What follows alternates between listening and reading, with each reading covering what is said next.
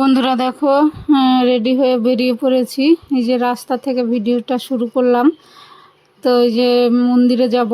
আমাদের দিদিদের এখানে মালদাতে আর কি একটা সৎসঙ্গ কেন্দ্র আছে, এখান থেকে বাস ধরবো আর কি। চলো বন্ধুরা, সঙ্গে থাকো। তো দিদিদের বাড়ির এখানে গ্রামও না শহরও না আর কি, মাঝারি ছোটোখাটো একটু শহরের মতো।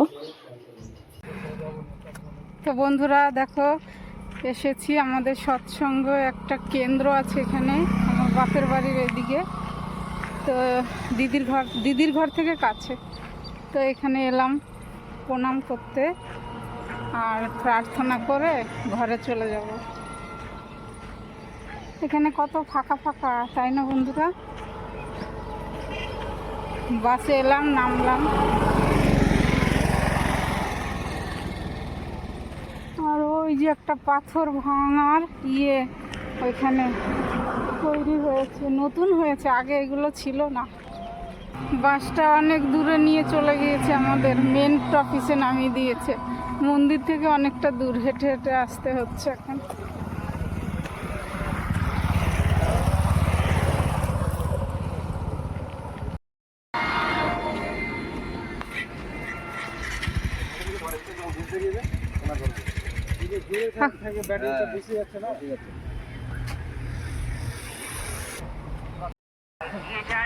মাত্র 60 টাকায় নিউ সিম, ভোডাফোনের নতুন সিম।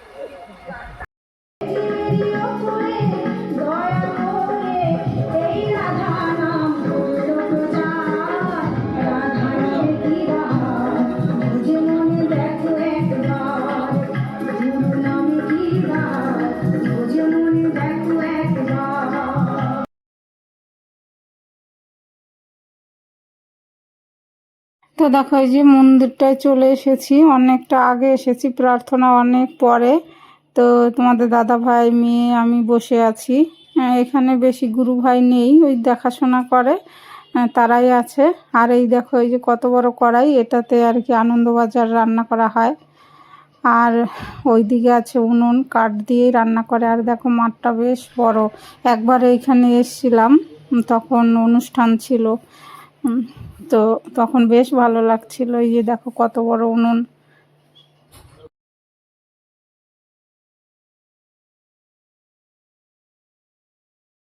তো যে গুরু ভাইরা থাকে তারা তো রান্না বান্না করে খায়। তো এই যে দেখো শাক বুনেছে, ডাঁটা শাক বুনেছে, কুমড়ো গাছ হয়েছে। তো এই যে জল দেয়, আমরা যখন ঢুকছিলাম তখন উনি জল দিচ্ছিল গাছগুলোতে।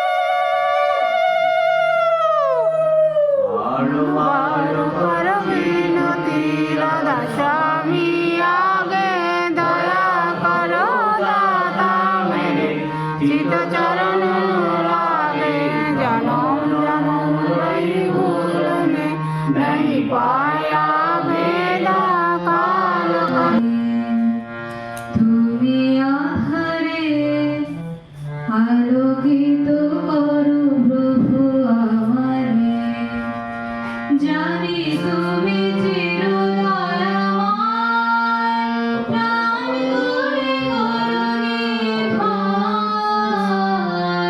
মুক্তি চির আশ্রয়।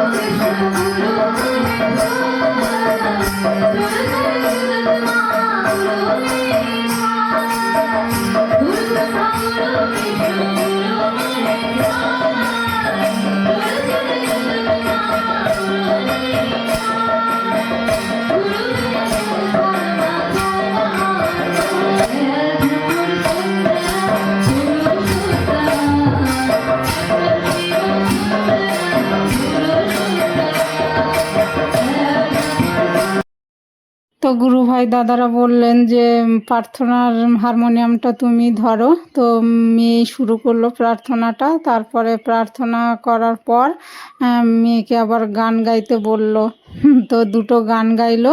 তো বন্ধুরা, আমার ভিডিও যদি ভালো লেগে থাকে চ্যানেলটা সাবস্ক্রাইব করে পাশে থেকো।